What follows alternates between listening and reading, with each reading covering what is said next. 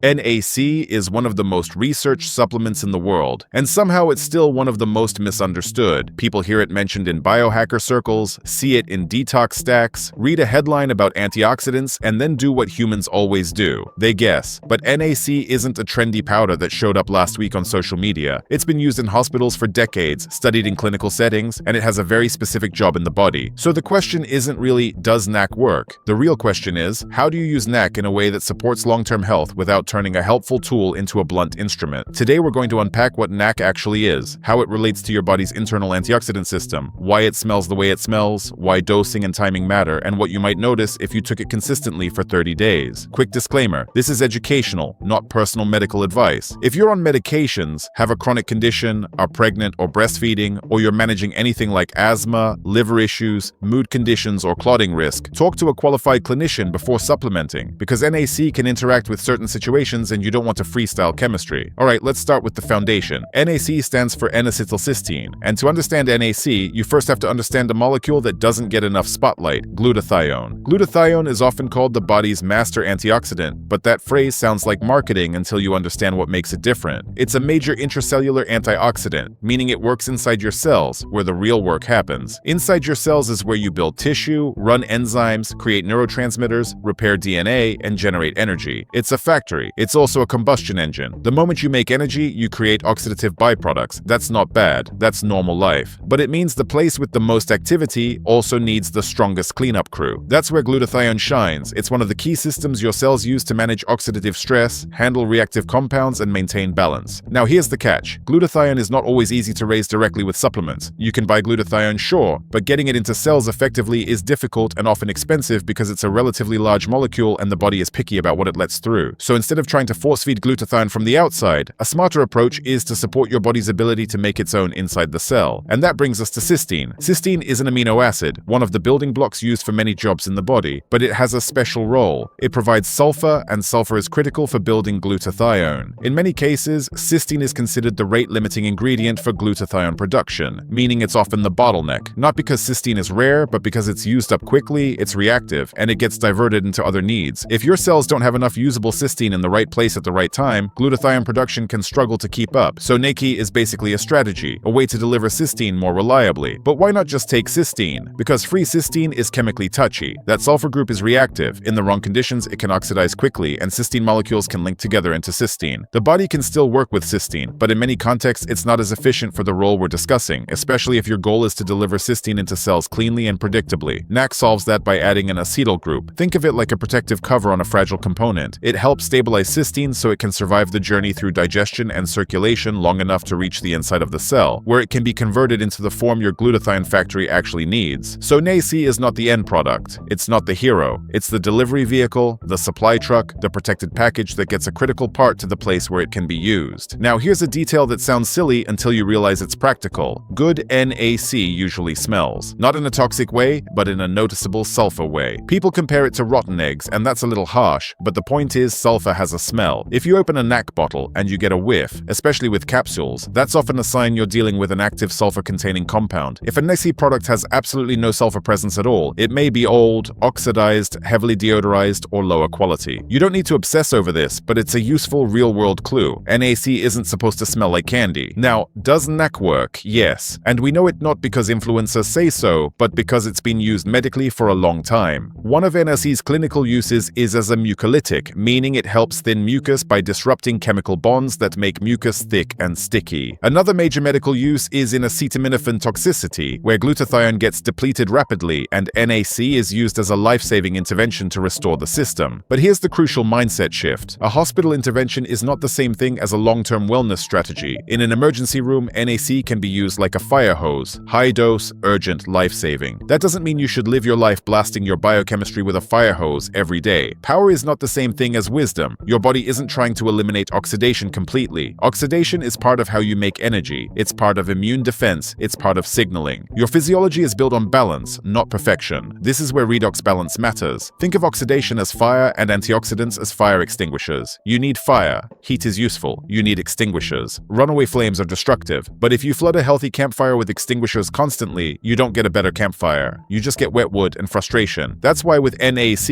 especially long-term, the goal isn't maximum dose. The goal is appropriate support. So why might someone need NAC support at all? Because modern life is not ancestral life. We deal with more pollution, more chemical exposures, more processed foods, more sleep disruption, more chronic stress, and often poorer gut function. That doesn't mean everyone needs NAC, but it does explain why some people feel better when they support glutathione capacity. The cleanup crew is under heavier load, and cysteine doesn't just go to glutathione. A large amount gets used quickly for other priorities, especially in the digestive tract where the lining turns over constantly and requires amino acids and repair resources. Cysteine is also used for protein synthesis and building tissue. So even if you eat cysteine-containing foods, a lot of that supply gets spent before it ever becomes extra for intracellular glutathione. NAC, because it's protected, can be more efficient at delivering cysteine where it matters. Now here's the part most people skip. What makes NAC work well is not just the NAC, it's what your body can do with it. And that brings us to methylation. Methylation is one of those words that gets thrown around like a magic spell, but it's actually simple. It's the process of transferring a methyl group, a tiny chemical tag, so the body can turn things on, turn things off, move reactions forward, and neutralize compounds. Methylation is involved in detoxifying and clearing hormones after they've done their job, regulating neurotransmitters, controlling gene expression through epigenetics, and supporting multiple steps involved in glutathione production and recycling. And here's the practical part. Many people have less than perfect methylation efficiency due to genetics, nutrient status, stress load, or gut issues. You don't need to memorize gene names to understand the point. If methylation isn't supported, the body can struggle to fully capitalize on the tools you give it, NAC included. That's why some people take NAC and feel great, while others take it and feel off. Some notice nothing. Some feel clearer breathing or calmer skin. Some feel steadier energy. And a small group can feel weird, headache, agitation, or an overstimulated feeling, especially if their system is sensitive to shifts in sulfur metabolism or methylation pathways. That doesn't mean NAC is bad. It means your body is not a blank slate. So what might happen if you take a NAC for 30 days? Not a miracle, not a magic cleanse, but potentially meaningful shifts in a few key areas. First, support for detox capacity and liver workload. When glutathione systems are supported, the body can handle reactive intermediates more smoothly, meaning less spillover. Some people report improved digestion, better food tolerance, fewer reactive feelings to supplements, and calmer skin. Second, a shift in oxidative stress balance and cellular noise. When cells are under heavy oxidative stress, signaling gets messy. If mitochondria can manage byproducts more effectively, some people feel like their energy is cleaner, less crashy, more steady. That can look like improved tolerance to stress, easier recovery after workouts, fewer wired and tired days, and steadier stamina. Third, neurotransmitter regulation and mental clarity. Methylation and redox balance influence brain chemistry indirectly, and if those systems are strained, supporting them can reduce mental friction. Some people notice a clearer headspace, less nighttime static, better sleep quality, and better stress response regulation. But if you're sensitive, you may need a smaller dose or less frequency. Fourth, mucus and barrier surfaces. NAC's relationship with thick mucus is one of its most concrete roles, and reducing oxidative stress may also support barrier surfaces like airways, gut lining, and skin. Some people notice less sticky mucus, easier breathing, and more consistent digestion. Now, dosing. The internet loves numbers because numbers feel like control, but the right dose depends on your size, goals, diet, stress load, and sensitivity. Many NAC supplements come in 600 milligram capsules, and some people use that short term for specific needs. But long-term daily high dosing isn't automatically better because the goal is balance. Too much antioxidant pressure can potentially blunt adaptive stress responses in certain contexts, so rather than worshipping a number, a smarter strategy is to start low, stay consistent for a period, pay attention to sleep, digestion, mood, and energy, and adjust based on response. And if you're unsure, work with someone who can interpret your situation. Two final reality checks. NAC is not a substitute for basics. If you're sleeping 4 hours, eating ultra-processed food, and living on adrenaline, NAC won't save you. It may reduce some friction, but that's not the same as health. And NAC works best when your foundation supports the pathways it needs: adequate protein, key minerals, B vitamins, decent gut function, and overall recovery. NAC is a delivery vehicle, not the entire construction crew. Delivering bricks to a job site doesn't build a house if you don't have workers, tools, and blueprints. So if you choose to try NAC for 30 days, treat it like a structured experiment, not a belief system. Keep other variables steady. Notice what changes, notice what doesn't, and respect your body's feedback. Because the real goal isn't to force your biochemistry into submission. The goal is to support physiology without bullying it. And if you want to go deeper on the whole natural versus synthetic conversation, especially with vitamin C, where the label can look clean, but the production reality can be very different, then the next video is the one you need to watch. I'll put it right here. If you enjoyed this breakdown and you want more videos that explain how the body actually works without hype or magical thinking, make sure you subscribe, hit the bell, and turn on notifications. Because in a world full of loud health claims, the quiet advantage is understanding.